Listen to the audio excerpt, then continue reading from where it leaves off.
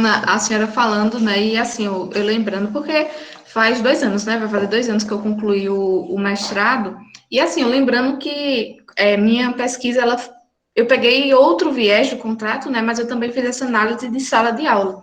E eu fiquei lembrando, assim, como foi difícil, né, e eu imagino como foi difícil para a senhora, que foi uma das pioneiras, né, com a análise, construir, porque a gente não tem, isso aqui é uma regra. Então, eu lembro que quando eu estava analisando, né, eu fui para a sala, filmei e eu transcrevi tudo. Então, assim, para a gente entender uma coisa, não é aquela fala isolada.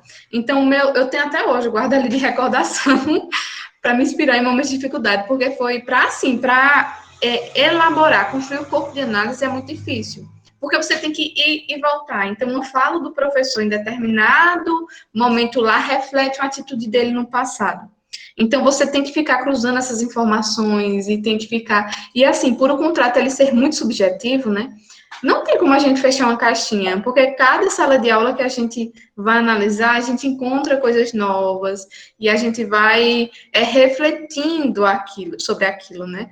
E até a pergunta de Leandro lembrou, Ana Paula, que em determinado momento eu fui para uma turma com Diógenes também discutir sobre o contrato didático ano passado, né? E uma coisa que as pessoas elas sempre pensam em fazer, entre aspas, um contrato didático, né? Então, era um menino que estava querendo fazer um TCC. Na realidade, foi um comentário em um vídeo que Diógenes tinha comigo. E depois eu fui lá responder ele, né? E ele dizia assim, olha, professora, eu quero fazer um TCC e eu quero construir um contrato didático assim, assim, assim. Aí eu falei, né? Eu disse, olha, não se constrói o contrato didático, né? Ele surge, ele é algo, como eu posso dizer, algo realmente analítico, né? A gente usa essa noção para analisar. Inclusive, assim, o fato de eu ser psicóloga foi o que mais me ajudou com, a identificar elementos ligados ao contrato didático, porque eu ia para o subjetivo, eu ia para o não dito. E a gente, na psicologia, a gente é treinado a ouvir o que não é dito, né? No processo terapêutico, por exemplo, o que mais importa não é a fala do paciente, mas é o que está por baixo da fala, o que está ali oculto por baixo da fala. O contrato, tanto que eu tenho um artigo em que eu faço um pouco essa discussão, né, do contrato didático ser o elemento de elo entre a didática e a psicologia.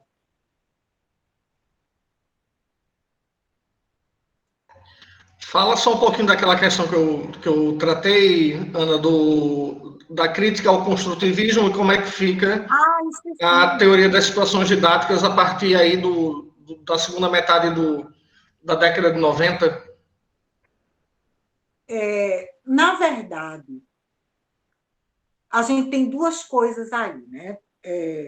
A opção da didática da matemática, eles dizem textualmente, é pelo construtivismo, mas, na verdade, a didática da matemática ela está muito mais presa à ideia da epistemologia de Piaget, do que mesmo o construtivismo como um modelo de ensino e tal. Só um momento, Ana. Quando você fala epistemologia de Piaget, você está falando da psicogênese. Da psicogênese, Certo, da ideia certo. de que o conhecimento é uma construção, de que o aluno tem que abstrair a ideia da abstração reflexiva, que é tirar daquele objeto físico, você tirar quais são as propriedades essenciais, como, por exemplo, gato. Né? Então, eu quero construir o conceito de gato. Eu preciso entender que ele tem 4 patas, tem um determinado tamanho. Eu posso ter um tigre, lembra um gato, mas não é um gato, porque o conceito de gato implica ter um determinado tamanho. Não existe um gato daquele tamanho. Então, eu vou abstraindo daquele objeto aquelas propriedades que são fundamentais para constituir aquele objeto.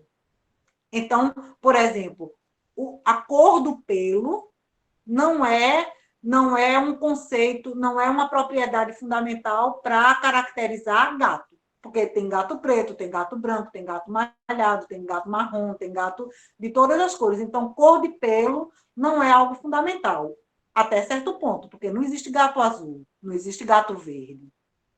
Mas para eu abstrair o conceito de gato, eu não preciso pensar na cor do pelo.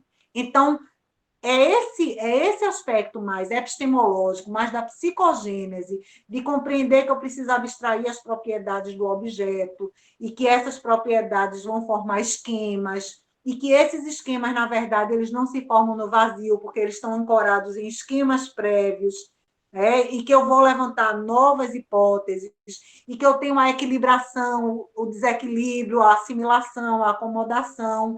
Então, é muito mais a ideia da psicogênese, pegando o que você falou de Piaget, do que o construtivismo como modelo de ensino. Por isso que, nesse sentido, a didática da matemática ela não muda a sua opção, mesmo depois das críticas tendo aparecido em relação ao construtivismo, porque as críticas que a gente encontra são muito mais ao construtivismo enquanto modelo de ensino, eu ia dizer método, enquanto modelo de ensino, e não necessariamente enquanto Piaget e suas construções teóricas. Então, eu responderia assim para você. Talvez outra pessoa respondesse de outra forma, porque ninguém nunca me perguntou sobre isso. Mas eu acho que é por aí.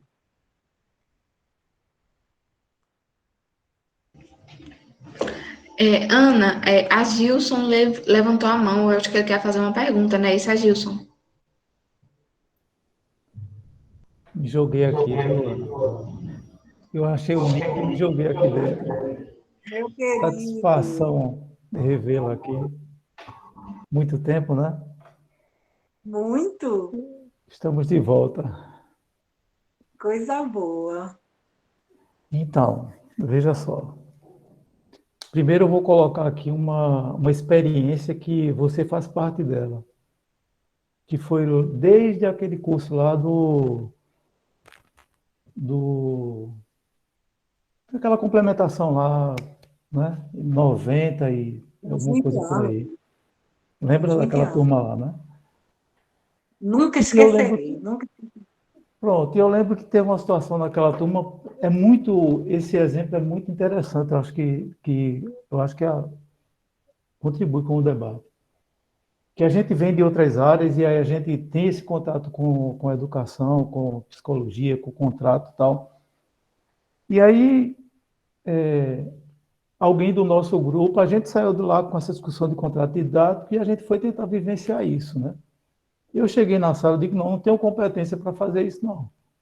Eu não vou conseguir fazer esse contrato do jeito que eu entendi ou não entendi na época, né?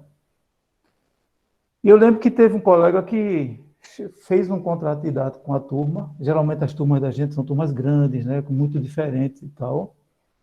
E, inclusive, levou uma folha para a sala de aula. O pessoal assinou, entendeu? Fez um contrato mesmo. Aí chegou e falou para mim. Eu digo, rapaz, eu fiz um contrato. Eu digo, rapaz, tu tem muita coragem, cara.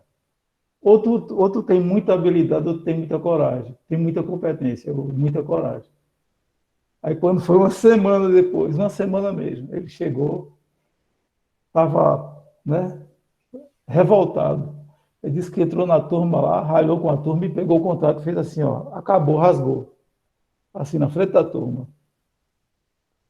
Quer dizer, essa fala que você coloca aí, né, e de que esses anos todinho, eu nunca ousei a fazer um acerto assim, fechado com a turma. Sempre procurei criar um ambiente, pelo menos a priori, né, de convivência, estabelecer algumas situações para a gente conviver ali a partir dali. Eu sempre coloquei o seguinte, olha, a gente vai construir juntos aqui uma harmonia dentro da sala de aula. Isso é um processo. Sempre coloquei assim. A gente vai vivendo isso aqui e dependendo de como a gente se encontre aqui dentro ou se desencontre, não é? A gente vai chegar a algum ponto que a gente poderia chamar aí de equilíbrio ou desequilíbrio, né? Posso até pensar naquela história de equilíbrio químico, que pode estar mais para um lado que para o outro. Aquela questão mais não horizontal, né? Eu acho que isso, é muito aí que, de alguma forma, o professor sempre está com esse poder né? E aí eu questiono uma coisa aqui, né? Contrato. Quem faz contrato com alguém, ou faz contrato com alguém, não é? Se é que é possível fazer em pé de igualdade ou em pé de desigualdade. Falando de educação, esse termo, contrato. O termo Na contrato. verdade, se você pensa em fazer um contrato, a primeira coisa que vai acontecer é que você vai enunciar algumas poucas regras em que você vai misturar ali regras de convivência com regras contratuais estrito sensu, porque o contrato implica envolver o saber, não tem como. Então, se eu digo, por exemplo, vocês só podem entrar até 5 minutos depois que começar a aula, depois de 5 minutos não podem mais. Isso não é contrato didático, isso está no domínio do contrato pedagógico, porque isso independe do saber. Então, qualquer tentativa de fazer um contrato intencionalmente e explicitamente, ela seria fracassada.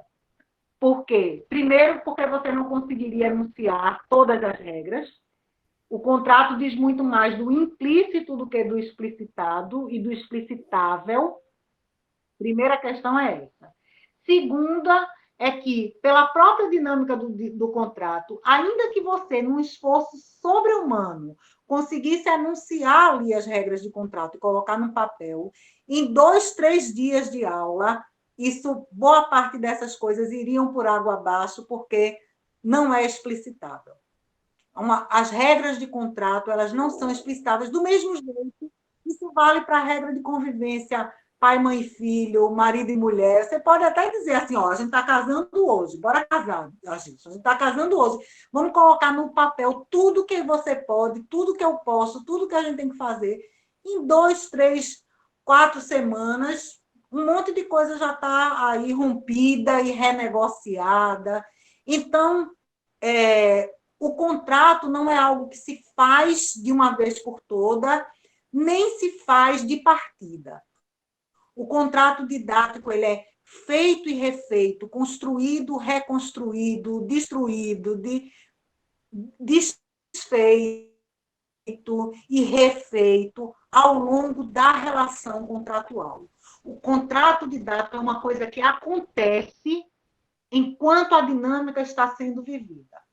É na vivência da dinâmica que esse contrato acontece, que esse contrato se estabelece. Então, não seria possível, dentro da perspectiva de contrato, da compreensão dessa noção, não poderia ser possível estabelecer um contrato didático de partida. Eu estabeleço uma intenção de contrato, uma intenção de alguns elementos contratuais, mas eu não conseguiria. Sobretudo pela natureza implícita e subjetiva e relacional que faz parte da noção de contrato didático. Eu sempre busquei um pouco esse seu amigo equilíbrio, rasgou sabe? porque ele viu que não funcionava mesmo. Pois é, eu sempre busquei tentar buscar um equilíbrio na turma ali, no sentido de minimizar essa diferença que se tem de uma maneira natural, que não é boa, né? O professor chega ali por mais que você diga assim, use um termo, não, eu tenho autoridade, eu estou autorizado, não, você é professor, estudante, não é, né? Essa relação tentando buscar um ambiente cada vez mais democrático e possível de executar as atividades. Então, sempre que eu busquei isso, eu me dei melhor. Na minha prática, é buscar esse equilíbrio aí, né? Mesmo entendendo que... Quanto mais você pensa na sala de aula. Continue. Assim, buscar, por exemplo, você tem 3 turmas, vamos colocar lá, primeiro ano, 3 turmas. Nunca na minha vida eu consegui, e é normal, e eu entendo perfeitamente isso, em 3 turmas diferentes, uma aproximação, vamos dizer assim, de confundir. Parece que eu entrei na mesma turma, eu nunca consegui isso. Inclusive, já ouvi várias vezes, mas professor, na outra turma pessoal diz que senhor, você é assim assado. Eu digo, ó, somos diferentes, não tem como a gente ser igual em lugares diferentes. Aí, assim, né? Eu acho que aí eu entendo esse contrato aí, que eu não gosto muito desse nome contrato, não, entendeu? Porque eu acho que não é muito justo, não, você chamar de contrato uma coisa que o outro não tem muito domínio sobre ela. Mas eu entendo, eu estou só brincando aqui. É só... engraçado, essa é uma crítica sobre o contrato, como se a nomenclatura não fosse muito adequada. Não gosto E muito quando desse se fala em negócio, não. contrato, passa um pouco a uma ideia mais rígida, quando na verdade não é isso. Me parece um pouco aquela história, só brincando, né? Do ouvinte e do falante. Abraço, Ana. Satisfação, viu? Muito bom. E é isso mesmo, com cada turma, esse contrato vai ser negociado de uma forma diferente, porque cada turma é única, cada turma tem suas particularidades, cada cenário didático ele se configura de uma forma diferente. Essa é a dinâmica contratual.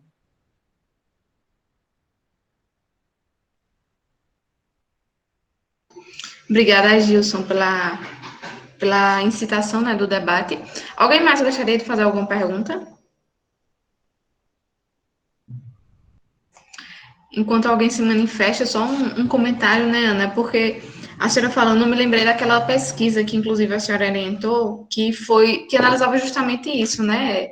Um único professor mudando o polo do aluno, quais eram as singularidades de cada um dos contratos, né? Muito, muito, muito interessante. Gente, alguém gostaria de fazer mais alguma pergunta para a gente dar continuidade aqui ao nosso debate? Se ninguém tiver, eu gostaria de provocar a Ana de novo. Fica à vontade, Leandro. Ana, eu vou entrar nesse quesito que o Agilson falou e que também me incomoda muito. A palavra contrato, ela tem na sua essência, né, pelo menos no dia a dia, no senso comum, seja lá como a gente queira dizer, ela tem essa ideia de que alguém tem poder sobre algo ou alguém tem poder sobre alguém. E que se você quebra o contrato, você é prejudicado ou paga uma multa, né? Ou coisas desse tipo. E eu acho que é nesse sentido que essa palavra causa ao Agilson um certo incômodo. E a mim também. Mas aí eu te pergunto, essa ideia de quebra de contrato e da própria palavra, do uso da palavra contrato, é porque, na essência, o que se quer é, de fato, um incômodo didático, um incômodo epistemológico no aluno, que, ao se estabelecer todas essas implicitudes, essas coisas que vão ser construídas no diálogo, no dia a dia, e quando isso é quebrado, o aluno se sente desestabilizado, estou falando desestabilizado não no sentido emocional, mas no sentido didático mesmo, no sentido do mental, dos conhecimentos serem chacoalhados. Tu tens ideia de como surgiu o uso desse termo contrato? Porque eu concordo com a Gilson, ele é muito estranho.